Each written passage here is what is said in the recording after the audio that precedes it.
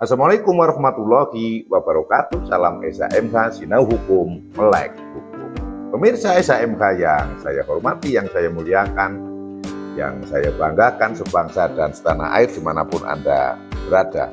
Kembali lagi dengan saya pada channel SHMH, channel yang membahas pasal demi pasal Undang-Undang Nomor 1 Tahun 2023 yang akan berlaku nanti mulai 2 Januari tahun 2026. Masih cukup waktu bagi kita semua untuk mempelajari KUHP. Terlebih KUHP baru ini adalah undang-undang produk dari produk nasional asli, ya, bukan warisan kolonial. Jadi sangat rugi kalau kita seluruhnya, tidak hanya aparat penegak hukum atau orang-orang yang praktisi hukum yang harus mempelajari ini, namun seluruh warga negara Kesatuan Republik Indonesia, alangkah lebih baiknya dan idealnya adalah tahu hukum pidana Indonesia.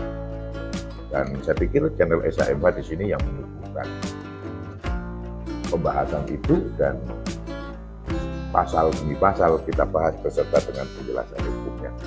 Pada video sebelumnya, yaitu pada video yang ke-256, 255, kita sudah membahas perkosaan. Bahwa perkosaan adalah kekerasan atau ancaman kekerasan memaksa seseorang untuk melakukan bersetubuh dengannya, dan itu pidananya adalah 12 tahun.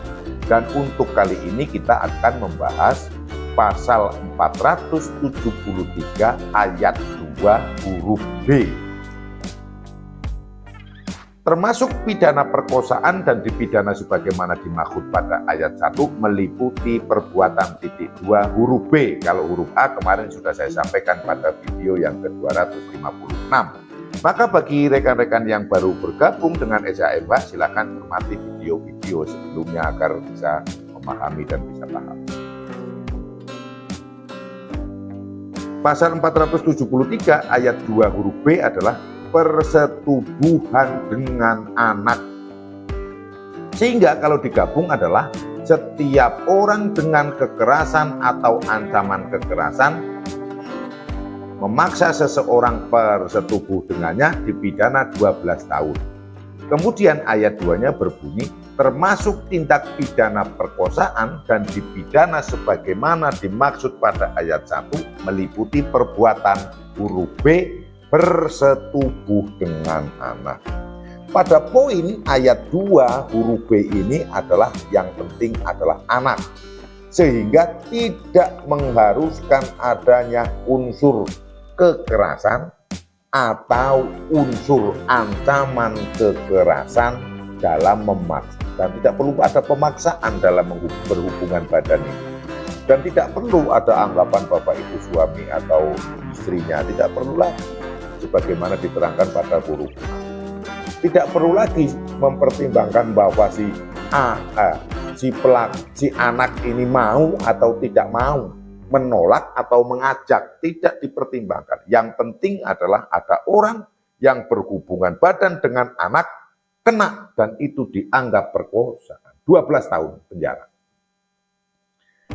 Kemudian yang saya sampaikan di sini adalah anak itu adalah orang yang berumur belum 18 tahun. Berarti 18 tahun kurang 1 hari kena masuk kategori anak.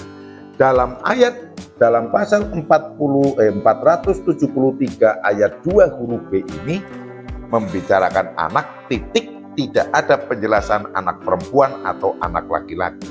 Sehingga perkosaan atau hubungan badan di sini bisa dilakukan terhadap anak perempuan ataupun anak laki-laki. Kemudian tidak perlu mempertimbangkan si anak yang mengajak atau yang diajak. Yang penting kalau salah satu yang diajak berhubungan ini adalah anak, maka yang melakukan ini dianggap sebagai pelaku perkosa.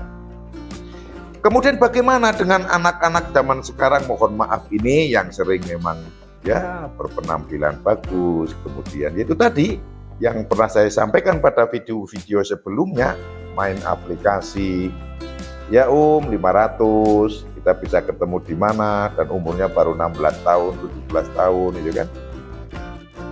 Dan anak itu mau, dan anak itu yang menawarkan. bahkan ada upah yang diberikan. Apakah itu termasuk perkosaan?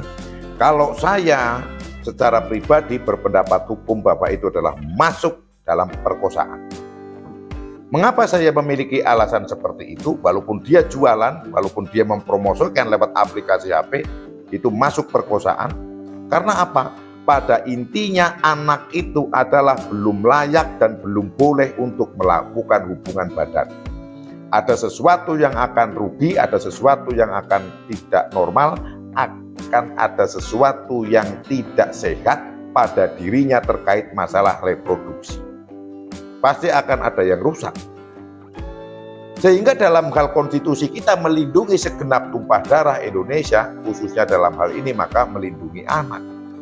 Maka apapun penyebabnya yang pada akhirnya menyebabkan ada persetubuhan dan salah satu pihak itu adalah anak, maka masuk dalam perkosaan dan itu dipidana 12 tahun. Kemudian kalau ada yang memprotes lagi, yaitu kan supaya jangan sampai walaupun ada anak yang menawarkan, jangan sampai juga ada yang mau membeli. Itu salah satu tujuan dari hukum, mencegah terjadinya suatu tindak pidana. Mengapa dikatakan suatu tindak pidana? Karena akibat dari sebuah perbuatan itu pasti menimbulkan kerugian. Kerugian bisa jadi kerugian yang diderita oleh khalayak ramai, kepentingan umum, keamanan umum, atau kerugian secara pribadi orang per orang. Sehingga saya termasuk yang setuju bahwa apapun keadaannya, asal mengajak atau melakukan persetubuhan terhadap anak, entah itu perempuan atau laki-laki, itu dimasukkan dan dikategorikan sama dengan pemerkosaan. Sehingga nanti setelah tahun 2006, setelah 2 Januari tahun 2026, saya ulangi, saya tegaskan, bahwa apabila ada apalagi orang dewasa yang kemudian mengajak, mohon maaf, lewat aplikasi atau media sosial, kemudian yang diajak bersetubuh di hotel dan di mana, di villa atau dibawa kemana, dan itu adalah anak-anak, itu adalah kategorinya adalah perkosaan. Karena perkosaan dan ini bukan delik aduan, maka apabila ditemukan,